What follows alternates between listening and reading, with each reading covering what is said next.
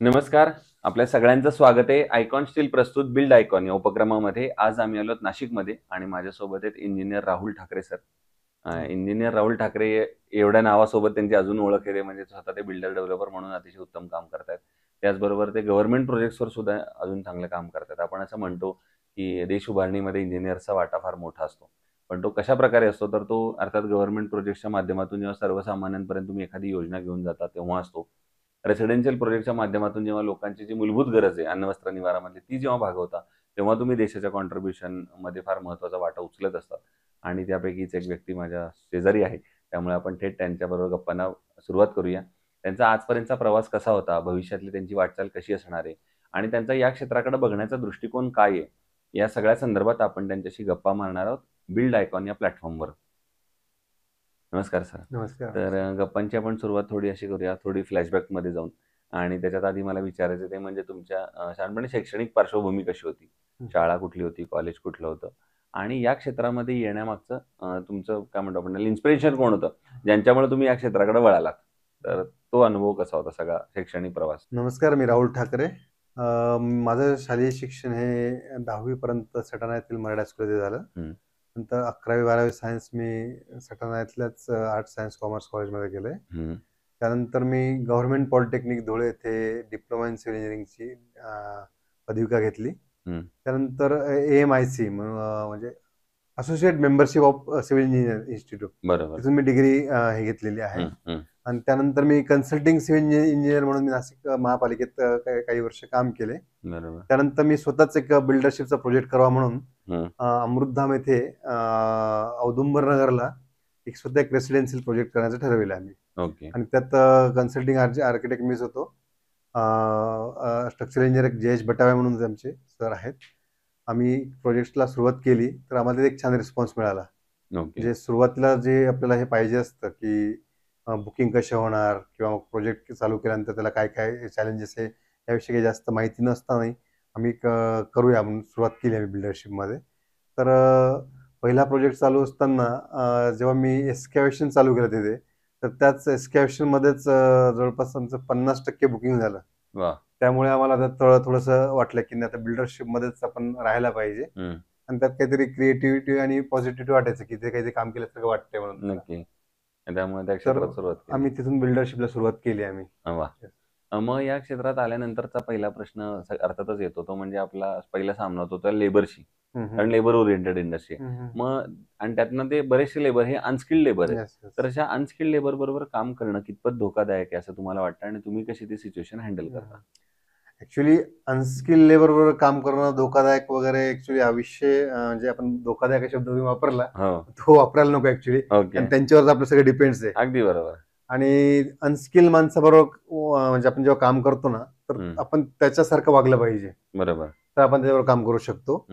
नाही तर आपण मग मी इंजिनियर आहे आणि तो अनस्किल आहे, मग त्याच्याशी कसं बोलणार, असं केलं तर मग ते काम होऊ शकत नाही. बरोबर. आणि लेबर हँडलिंग हा एक ऍक्च्युली मेजर इश्यू आहे आज. म्हणजे आजकालची नवीन जनरेशन तो इश्यू आता हँडल नाही करू शकत आहे.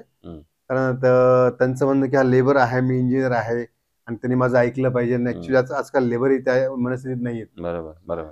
तर लेबर हँडलिंग करत असताना लेबर बरोबर जुळून घेणं खूप महत्वाचं आहे. त्यांना काय पाहिजे, त्यांच्या रिक्वायरमेंट्स काय आहेत, आपण ते छोट्या छोट्या गोष्टीमध्ये जे खुश होतात ना, तिथे आपण त्यांना ठेवलं खुश, तर ते आपल्या मनाप्रमाणे काम करत असतात. वा.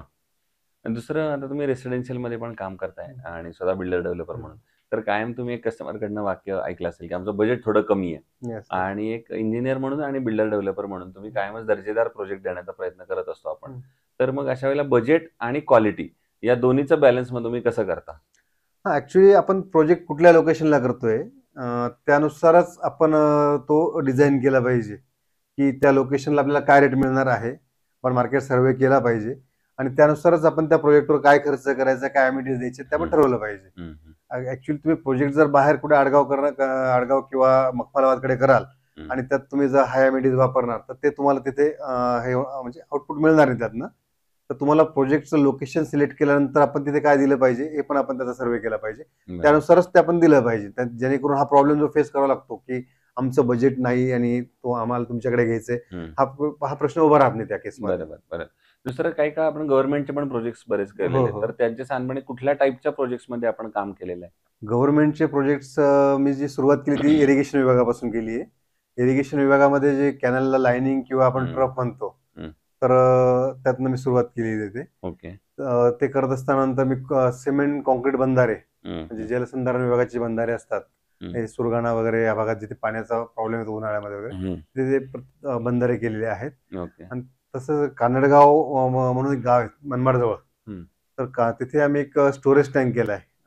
अर्धन डॅम आहे ऍक्च्युली, स्मॉल स्केल मधला. ओके. तर असं अच्छा, वेगवेगळ्या वेगवेगळ्या. टाइप्सचे मी कामं केलीत वा. गव्हर्नमेंट. दुसरं, आता एक थोडा वेगळा प्रश्न आहे या सगळ्यापेक्षा, तो म्हणजे नाशिक जिल्ह्याच्या विकासाचं विजन एक इंजिनियर आणि बिल्डर डेव्हलपर म्हणून तुम्हाला विचारलं तर तुम्हाला काय वाटतं, आता प्रशासनानं कुठल्या क्षेत्रावर काम करण्याची गरज आहे जर नाशिकचा एक सर्वांगीण विकास आपल्याला येणाऱ्या 15-20 वर्षात बघायचा असेल तर?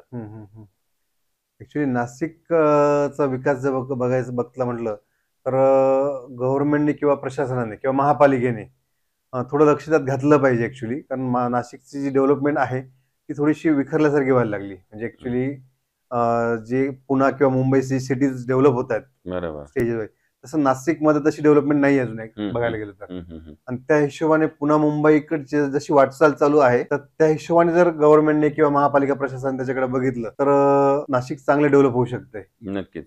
पण मग प्रशासनानं काय पावलं उचलली पाहिजेत असं तुम्हाला वाटतं? प्रशासनाने पावलं उचलताना म्हणजे आता ऍक्च्युली नाशिकमध्ये आयटी क्षेत्र नाहीये, किंवा इंडस्ट्रियल एरिया जो आहे तो बऱ्यापैकी आता बंदच आहे आपल्या नाशिकमध्ये. बरोबर. तर त्याच्यावर थोडं लक्ष घातलं पाहिजे, जेणेकरून ते एरिया जर चालू झाले तर मग इकडचं जे इन्फ्रास्ट्रक्चर जे आहे त्यात डेव्हलपमेंट होऊ शकते. म्हणजे ऍक्च्युली आता आपल्याकडे हायराईज बिल्डिंग नाशिकमध्ये सुरू झाले आहेत. तेवढं आपल्याकडे नाशिकमध्ये पूर्वी उंचावर जाण्याचं लोकांचं हे नव्हतं की मला 10व्या मजल्यावर घर घ्यायचं किंवा 15, लोक नाही म्हणायचे, लोकांना ते म्हणजे सूटच होत नव्हतं. तर आता ऍक्च्युली हायराईज बिल्डिंग सुरू झाल्यात, त्या हिशोबाने क्राऊड पण तसं आला पाहिजे नाशिकमध्ये. बरोबर. त्या हिशोबाने गव्हर्नमेंटने डेव्हलपमेंट केली पाहिजे. ओके. दुसरं, आतापर्यंत केलेल्या प्रोजेक्ट्स पैकी एखादा आयकॉनिक प्रोजेक्ट सांगू शकाल का, की जो करताना जास्त आनंद, समाधान वाटलं किंवा तो कायम आठवणीत राहील असा एखादा प्रकल्प? ऍक्च्युली आयकॉनिक प्रोजेक्ट म्हणायचं म्हटलं तर रेसिडेन्शियल प्रोजेक्ट, आता आपण अपार्टमेंट बांधतो त्यात फ्लॅट सेल करतो हेच आहे. पण आता आयकॉनिक प्रोजेक्ट म्हणजे आता त्यात चॅलेंजिंग होत आहे. मखमालाबाद मध्ये मी एक 1 BHK ची स्कीम केली होती, श्रीराज दर्शन नावाने. त्यात 26 युनिट्स होते, ते सगळे 1 BHK होते आणि त्यात मिनिमम एरियामध्ये बसवले होते. स्वतः मी डिझाईन केले होते. ते 450 बिल्टअप एरियामध्ये मी 1 BHK बसवले होते. आणि त्याचा जो कस्टमर होता तो एकदमच म्हणजे म्हणतो ना आपण अफोर्डेबल म्हणण्यापेक्षा त्यांचं कुठलेही लोन होत नाही, त्यांच्याकडे कुठल्याही प्रकारचे डॉक्युमेंट नसतात, पण त्यांना घर पाहिजे असतं. म्हणजे थोडक्यात पेट्रोल पंपावर काम करणारे लोक म्हणा, किंवा कुठे एखाद्या ऑफिसमध्ये ऑफिस बॉय किंवा एखादा स्वीपर असेल, अशा लोकांसाठी मी एक प्रोजेक्ट करूया म्हणून आम्ही बनवला होता तो. तर त्यात मला बुकिंग मिळायचे, पण परंतु जेव्हा त्यांचं होम लोनसाठी आपण प्रपोजल पाठायचं, ऍक्च्युली त्यांच्याकडे डाऊन पेमेंट हा विषय जास्त नव्हता. त्यांचं सेव्हिंग एकदम नॉमिनल 50,000 वगैरे सेव्हिंग त्यांच्याकडे असायचं. आणि पुढचं जे आहे ते जेव्हा बँकेत त्यांची फाईल द्यायची तर मला पूर्ण पाठपुरावा करावा लागायचा त्या बँकेचा. म्हणजे त्या जे कस्टमर असायचे त्यांना त्यातलं कुठल्याही प्रकारचं नॉलेज नाही. बरोबर.